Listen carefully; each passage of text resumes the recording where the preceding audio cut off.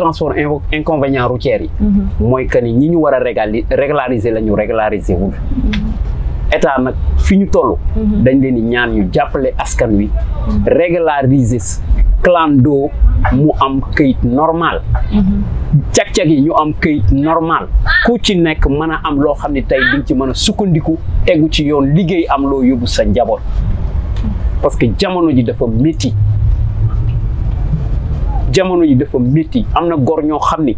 ruus na noo tàllal seen loxo yaakaaroon lu dul seen cag-cag kon nag état na leen jàppale régulariser leen ko ku ci nekk mën ca gis sa bopp transport bi ñu dajale doomu aadama yi nga xam ne ñoo nekk ci axlu transport ñu teg leen ci table yi tegal leen ay règles de l'art nii lay doxee nii lay doxee nii lay dox ku ci wàcc yoon ñu sanctionné la point final. bëggoon naa xam ndax jotul waa Jakarta ak waa Kalando yi ñu organiser waat ndax état mun leen a teg loxo ndax affaire dafa jaxasoo. xam nga gars yi ñu ngi ci kawam.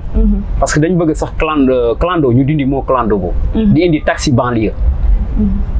dégg nga ma ñu dindi moo clando tuddi leen taxi banlieue. banlieue bu ne am nga say taxi. ça veut dire mooy dugg ci koñ yeeg yooyu ñu tudde leen taxi banlieue parce que am na foo xam ni tey mënoo fexe ba clando du fa dem parce que ñoom rek ñoo fa mën a dem te jeunesse bi gis naa ci boy yoo xam ne dañoo bëgg oto gëmuñu lu dul oto yaa ngi dégg def ko comme seen bopp da ngay gis ku jox nit oto la muy def ci oto bi sax yow du la ko versé parce que bëgg oto ma tax mu ko ciy def yow nag bu sa xel gàttee da ngay yaakaar ni la muy def ci oto bi oto bee koy liggéey pourtant demewul noonu dañu bëgg nag képp koo xam ne tey da ngay yëngu ci cag-cag di yëngu ci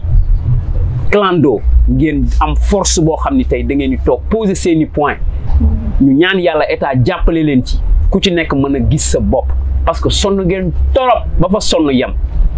képp ku ne si transport rek sonn nga ba fa sonn yem joxuñu leen seen gëdd respecté wul leen kuy client bu ngeen di waxal mi ngi leen di këll-këlee te du dëgg du yoon da ngeen liggéey am seeni permis mu nekk métier boo xam ne métier noble la ñu war leen respecté jox leen seen cër jox leen seen gëdd ngeen am fulla am fayda wane correct loolu ngeen war a doxe bàyyi leen aussi benn système bu ndaw dama koy wax sama mbokk clando yi wax sama mbokk jakarta yi wax ñëpp ku ci waay ku ci lekkati lu mën a lekk bi lu mu mën a mel def ko sa oto boo gisee poubelle nga dem sànni ko ci bàyyi leen di sànni mbuus yi ci tali bi bàyyi leen di naan kaasu café di ko sànni teg leen ko seen oto ba gës poubelle ngeen wàcc dugal ko si xam ni yéen ñun ñëpp bokk Sénégal bu ngeen defaree ñu defar du dëgg bu boobaa ci la Sénégal di gën a dox ñu xam ni chauffeur yi ñi ñu respecté Sénégal ñu bëgg Sénégal ñu gëm seen bopp lañ man loolu la am ci lu may wax ci transport. mais léegi nit ñi léegi wóolootuñu cag-cag parce que nee nañ borom cag-cag yi léegi ñooy romb di këf téléphone yi wala ñu war laa yóbbu dugg ak yow ci biir àll bi agressé la. loolu tam mën nañ see wax xam nga loo gis lu ne. dafa am sens négatif am sens normal. du dëgg. tubaab bañ na ko ba ne l'apparence est souvent trompeuse parce que nit ñëpp kenn xamu leen. foo gis am nañu baax am nañu bon. mais yëpp bu leen régulariser teg leen ci yoon fu ne am plaque ku ne ñu xam sa plaque xam sa matricule yaa ngi dégg nit ki bu jëlee cag-cag xam ni jël na cag-cag xool matricule am xam cag-cag ba mu jël bu boobaa lépp dina tegu ci yoon. du dëgg gars yi daal léegi ñëpp lañ si bool dañ naan cag-cag maan yeeg borom taxi maan yi ñëpp a yem. parce que mënul ñàkk Sénégal moo bindoo noonu. Sénégal moo bindoo noonu bu nee diw yàq na jël na ñëpp ñu boole leen ci benn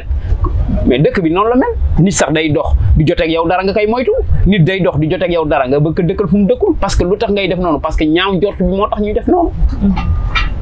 te xamoo nit ki àdduna moo tëddee noo xam ni tey fépp fu am lu baax am na lu bon l'essentiel ñi war a nekk ci lu baax nañ nekk ci lu baax